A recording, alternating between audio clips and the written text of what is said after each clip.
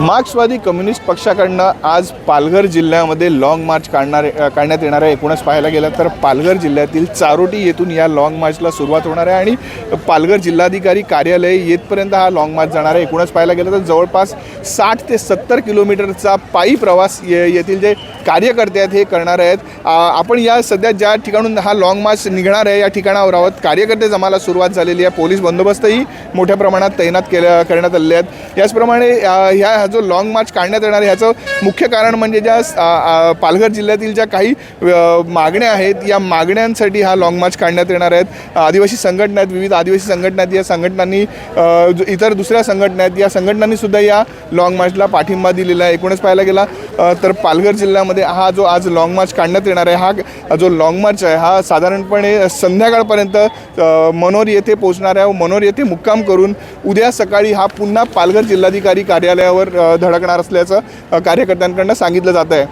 प्रवीण बाबरे, लोकशाही मराठी, पालघर। लोकशाही मराठी, ऐका, पहा, जागरूक रहा।